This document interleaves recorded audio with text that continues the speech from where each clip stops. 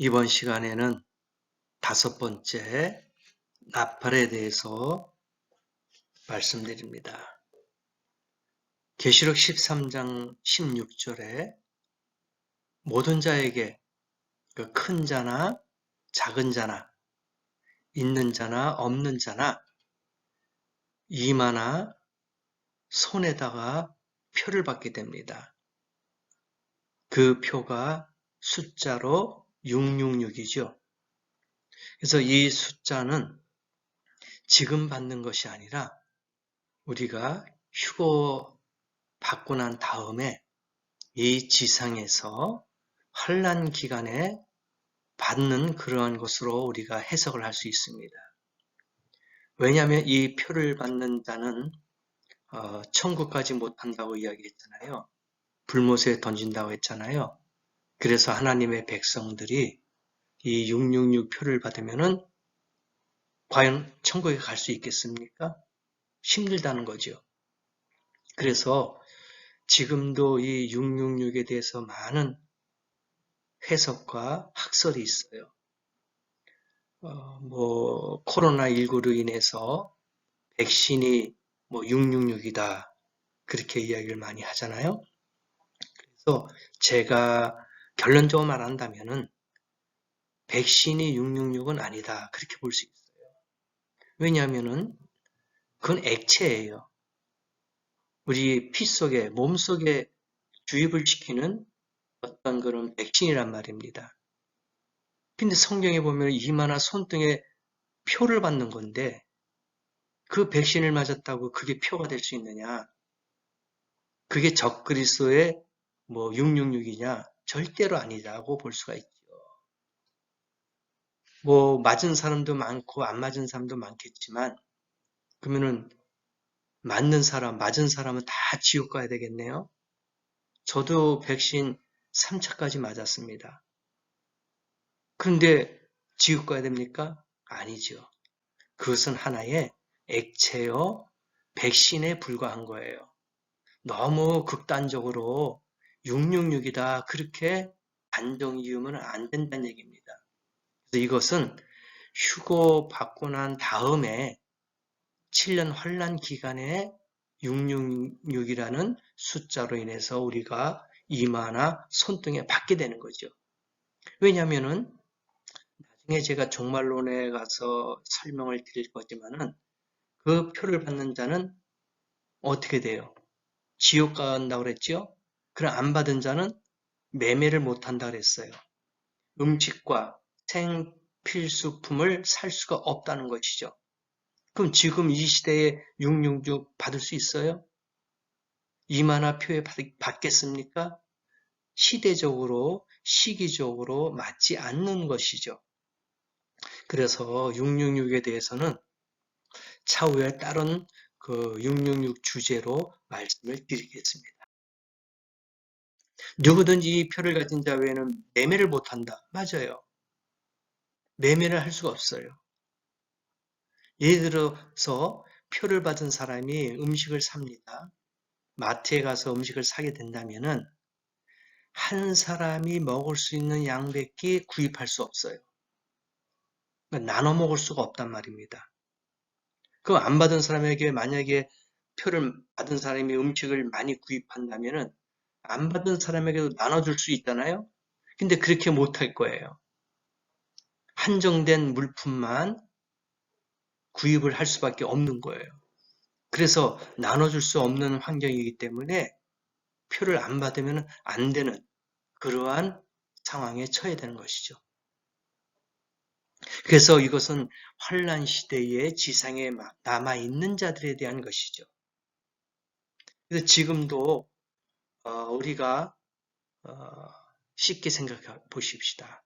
고속도로를 지나갈 때에 그 하이패스가 있어요. 그 다음에 또 음식점이나 어떤 카페나 이런 상점에 가면은 바코드라고 또 QR코드라고 우리가 결제를 합니다. 제로페이, 카카오페이, 또 삼성페이 이런 식으로 그 휴대폰만 갖고 있으면은 QR코드나 바코드로 결제를 다 해요. 그래서 지금은 이것이 666이다 그렇게 하기보다도 앞으로 7년 환란 기간에 666을 사용할 수 있는 그런 기반을, 토대를 만들어주고 있는 거예요. 그러니까 익숙한 거예요. 갑자기 뭔가 확 나타나면은 사람들이 놀라고 당황하지만은 지금서부터 천천히 이러한 시스템으로 사람들에게 편리성과 익숙함을 심어주게 되는 것이죠. 그래서 앞으로 7년 환란 기간 동안에 이제 666이 사실적으로, 현실적으로 직접 표를 받게 되는 그런 시대가 올 것이다. 이렇게 보는 것이죠. 그럼 666은 표예요. 짐승의 이름입니다. 이름의 수를 봐라. 그게 666이다. 적그리스도다. 그렇게 이제 우리가 해석을 하는 것이죠. 지혜가 여기 있으니 총명 있는 자는 그 짐승의 수를 세어보라. 뭐예요? 666이다. 지난 주제에 네 번째 시간에 짐승에 대해서 말씀을 드렸죠. 짐승, 용 나오잖아요. 누굽니까?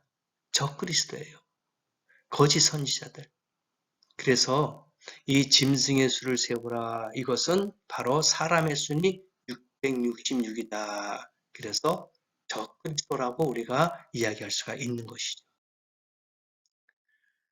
이 차트는 참고사항으로 좀 볼 수가 있는 것이죠. 영어, 히브리어, 헬라어, 라틴어 숫자인데 숫자별로 A, B, C, D 알파벳이 있잖아요. 그 다음에 히브리어, 헬라어, 라틴어가 있습니다. 이 알파벳에 따라서 숫자가 매겨지게 되는 겁니다. 예를 들어서 A는 6이다. B는 10이다. 이런 식으로 숫자가 되어 있어요. 그래서 영어, 헬라어, 히브리어, 라틴어 이렇게 숫자가 있다는 것을 우리가 그냥 상식적으로 알고 넘어가면 되겠습니다. 66의 숫자, 컴퓨터, 아까 이야기했죠. 그 알파벳마다 숫자가 있다고. 그래서 컴퓨터라는 이것을 나열해 보면은 18, 90, 78, 96 이런 식으로 해서 컴퓨터를 종합해서 숫자로 보니까 660이 나오더라. 그래서 이 컴퓨터를 뭐 비트라고 해가지고 짐승이다 그렇게 이야기합니다. 또는 빅데이터 해가지고 큰 용량, 큰 대형의 어떤 그러한 체계를 말하고 있죠. 그래서 앞으로 이 컴퓨터의 시스템으로 인해 가지고 많은 사람들에게 이제 그 표를 받기 위한 수단으로 사용하는 거죠. 지금 컴퓨터가 얼마나 활발하게 성장해 와 있습니까? 계속해서 업그레이드 되는 거예요. 286, 386, 486, 586 이런 식으로 계속 나가게 되는 것이죠. 처음에 초창기에 286 브라운관이 있고 또 흑백으로 돼 있고 또 용량도 작고 막 그랬어요. 저도 사용해 봤지만 근데 지금은 486, 586 계속 업그레이드가 되는 거예요. 그 지식이 빨라지는 거예요. 지혜가 많아지는 겁니다. 휴대폰으로 못하는 게 없어요. 컴퓨터를 대용합니다. 그래서 이 컴퓨터가 노트북, 핸드폰이 어디를 가든지 위치 추적이 되잖아요. 내가 예를 들어서 서울에 살고 있는데 부산에 가 있다. 그러면 부산 어디에 있다는 걸 인공위성으로 해가지고 휴대폰만 켜 있고 가지고 있으면은 위치 파악이 되는 거예요. 위치 추적이 되는 겁니다. 그래서 나중에는 이것을 적그리스도가 사용하는 하나의 도구가 될 수 있어요. 내가 어디에 있든지 숨을 수가 없어요. 위치 추적이 됩니다. 위치 파악이 돼요. 그래서 걸리게 되는 겁니다. 그래서 적그리스도의 그 어떤 망에, 포위망에 우리가 갇혀 살 수밖에 없는 거예요. 만약에 휴대폰을 분실해서 잊어버렸어요. 그러면 인체로 지문이나 홍채나 얼굴 인식으로 인해서도 찾을 수가 있어요. 그러니까 숨을 수가 없는 거예요. 지나가다가 얼굴만 찍혀도 그 사람의 위치가 파악되는 거예요. 그래서 이 컴퓨터가 666이다. 앞으로 적 그리스도가 사용할 그러한 도구다. 그렇게들 이야기를 할 수가 있겠죠. 계시록 14장에 14만 4천 명이 나와요. 7장에도 나오죠. 7장과 14장, 14만 4천 명. 그래서 우리가 계시록을 볼 때 14장 하면은 14만 4천 명. 이렇게 연상해가지고 기억을 하면 편해요. 14장은 14만 4천 명이다. 그리고 7장은 2로 나눠서 곱해가지고 27이 14 하면 7장도 14만 4천 명에 대한 내용이구나. 이렇게 생각하면 쉬워요. 그래서 7장과 14장에 14만 4천 명이 나온다. 그렇게 기억을 하시고 이들은 땅에서 구원받은 자들, 환란 가운데. 그래서 환란의 첫 열매라고 합니다. 예수님은 부활의 첫 열매지요. 그러나 14만 4천 명은 환란 가운데 있어서 구원받았기 때문에 환란의 첫 열매라 그렇게 이야기합니다. 그리고 환란의 둘째 열매는 두 증인. 이 내용은 다음에 또 그 각각의 14만 4천 명이나 두 증인에 대한 주제로 자세하게 말씀을 드릴 것입니다. 내가 보니 시온 산에 섰고 그와 함께 14만 4천 명이 섰다.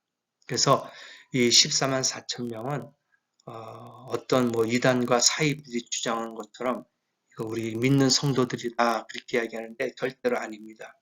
이것은 땅에서 환란 가운데서 구원받은 유대인들입니다. 그래서 14만 4천 명은 각 지파의 숫자대로 나오잖아요. 그래서 우리가 착각하면 안 됩니다. 14만 4천 명은 우리 이방인이 아닙니다. 어떤 종파나 어떤 사입이나 이단이나 그러한 숫자가 아니에요. 말 그대로 이스라엘 12지파인 14만 4천 명 유대인들입니다. 이들이 땅에서 구원받았죠. 처음 익은 열매 그렇게 나옵니다. 그래서 처음 익은 열매는 뭐냐? 구원의 열매라는 뜻이 아니고 환란에서 수확해서 하나님께 드리는 처음 익은 열매다 그렇게 보는 거예요. 그것이 환란의 첫 열매입니다. 예수님은 부활의 첫 열매, 14만 4천 명은 환란의 첫 열매, 둘째 열매는 두 증인, 그리고 마지막 열매는 환란에서 구원받은 순교자들, 그러니까 목배임을 받은 사람들이라고 볼 수가 있겠죠. 이삭 구원한 자들 그렇게 이야기합니다. 그래서 왜 첫 열매다 그렇게 이야기하는가? 환란 시대 성도와 다른 시대 성도들과 차이가 어디에 있는가? 만약에 순교를 당했다면 다른 순교자들과 같이 같은 때에 부활을 얻었을 것이 아닌가? 그 당연한 결과가 14만 4천 명은 순교를 당하지 않고 그 전에 하나님 앞에 드려졌습니다. 그래서 환란의 첫 열매가 되는 거예요. 이 14만 4천 명 끝까지 견딘 자, 모세의 율법을 지키고 모세의 노래를 부르는 공동들이다. 그렇게 해석이 되는 것이죠.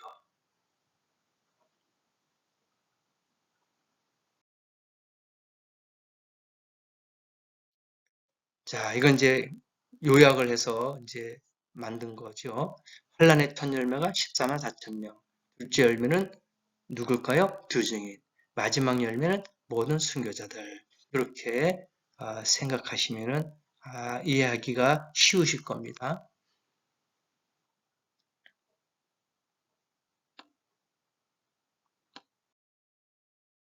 또 내가 보니 다른 천사가 공중에서 날아가는데 땅에 거하는 자들 곧 여러 나라와 족속과 방언과 백성에게 전할 영원한 복음을 가졌더라. 그렇게 이야기. 복음은 이렇게 있어요. 천국 복음이 있고 하늘나라의 복음이 있고 하나님 아들의 복음과 평화의 복음, 하나님의 복음, 영광의 복음, 영원한 복음. 그러면 이 메시지가 뭐냐? 심판이 가까웠다. 하나님을 두려워하고 영광을 돌려라 이거예요. 우상 숭배의 중심지가 그 죄악으로 인해서 곧 멸망당할 것이다. 그러니까 이 천사가 이러한 메시지를 준 거예요. 진노의 날이, 심판의 날이 올 것이다. 하나님께 영광을 돌려라. 회개하라.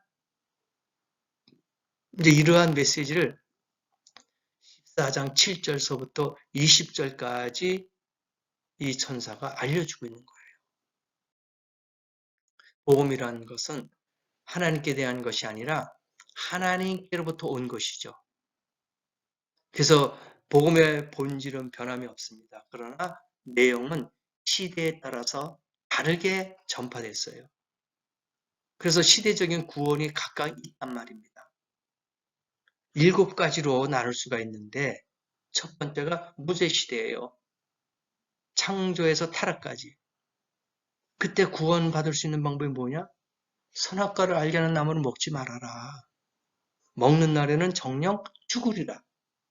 그럼 역으로 생각한다면은 안 먹으면 살리라. 그때는 구원 방법이 바로 그거예요. 그래서 양심 시대에는 타락까지 올 수 있는데 구원의 방법이 뭐냐?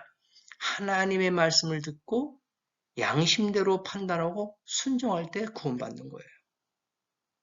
이와같이 쭉 오다가 약속 시대, 율법 시대, 은혜 시대에 왔어요. 지금이 바로 은혜 시대예요.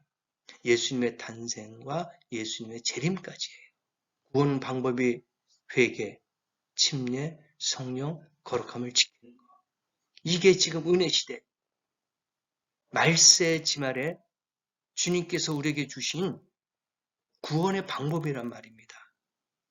시대별로 이와 같이 다 하나님이 허락하셨어요. 그리고 마지막 왕국 시대에서 예수님 재림 천년왕국까지 구원 방법은 순교를 당해야 됩니다. 그래서 지금 은혜 받는 시대 6번째, 이 지금 성령 시대에 살고 있는 교회 시대에 살고 있는 사람은 회개, 침례, 성령과 거룩함을 지키면서 우리가 구원을 받고 기다려야 됩니다. 왜냐? 왕국 시대, 천년왕국 시대까지 가려면 순교가 있어야 돼요. 7년 환란에 순교당하지 않으면 구원이 없어요. 마지막 구원입니다. 그래서 지금 은혜 받을 때요. 지금이 구원받을 때라. 그렇게 말씀하셨잖아요. 성경에서 말하는 심판이 있어요. 첫 번째가 노아 시대가 있었죠. 그때 물로 심판했어요. 소돔과 고모라가 있었죠. 그때는 불로 심판했어요. 세 번째 말세 하나님의 심판이 있습니다. 이것은 무시무시한 심판이에요. 그 전에 우리가 당했던 그런 심판들이 아니에요. 계속 말씀드리지만 인과 나팔과 대접의 심판이 계속 끝나면은 또 있고 끝나면 또 있고 계속해서 자연과 짐승과 사람들에게 임하는 각종 심판과 재앙들이 나타난다 이겁니다. 무너졌도다 무너졌도다 큰 성 바빌론이요. 이거 예언적인 말씀이죠. 앞으로 바벨론이 멸망을 받았다는 예언의 말씀입니다. 계시록에서 처음으로 바벨론이란 말이 나오는 구절입니다. 이제 시작되는 거예요. 바벨론은 이라크라고 이야기했습니다. 그 성이 무너졌다 그랬습니다. 과거에 이스라엘 백성들이 바벨론 포로까지 끌려가지 않았습니까? 근데 그 바벨론의 멸망 받았다는 예언의 말씀. 바벨론이라는 도시가 유프라데스, 알지 우리가 공부한 사람들 지리학적으로 역사학적으로 보면은 유프라테스, 티그리데스 강, 갈라지는 그 유프라데스 강 상류층에 바그다드 남쪽 55마일에 위치해 있는데 바벨, 바로 환란을 의미합니다. 바벨론의 최초의 통치자가 니무롯이에요. 이것은 반항한다, 대적한다는 의미를 가지고 있습니다. 그때서부터 시작된 거죠.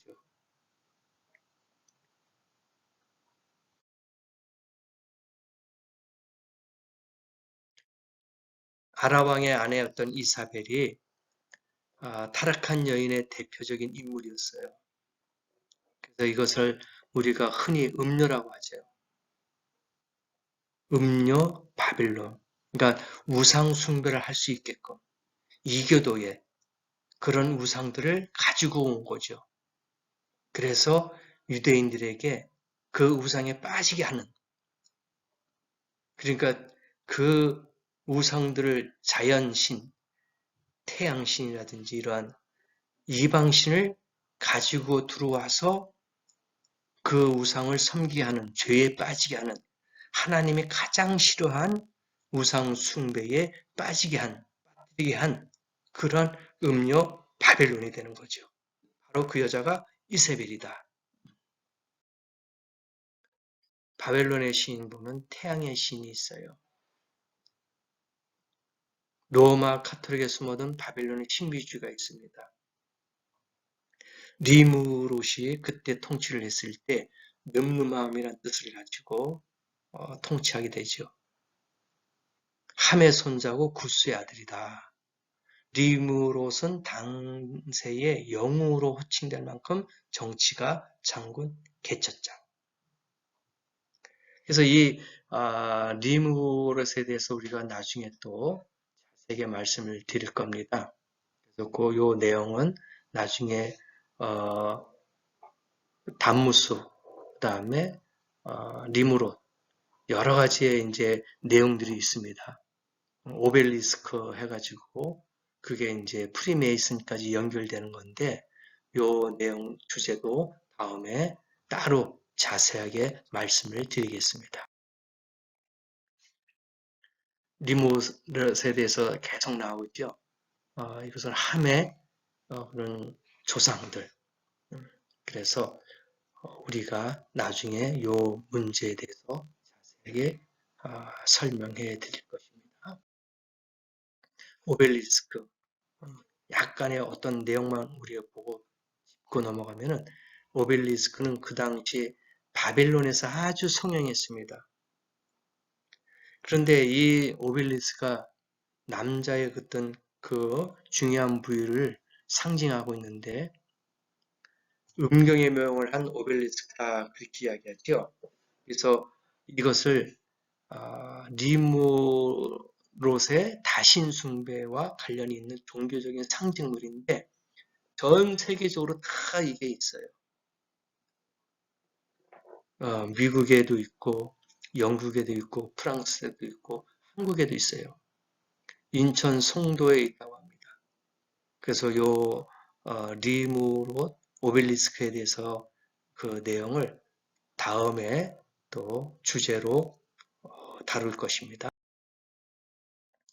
고대 이름을 보세요. 또 현대적인 이름 보세요.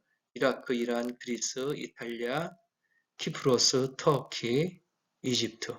그러니까 요 나라들을 우리가 계속해서 조금 집중적으로 관심을 갖고 지켜봐야 될 겁니다.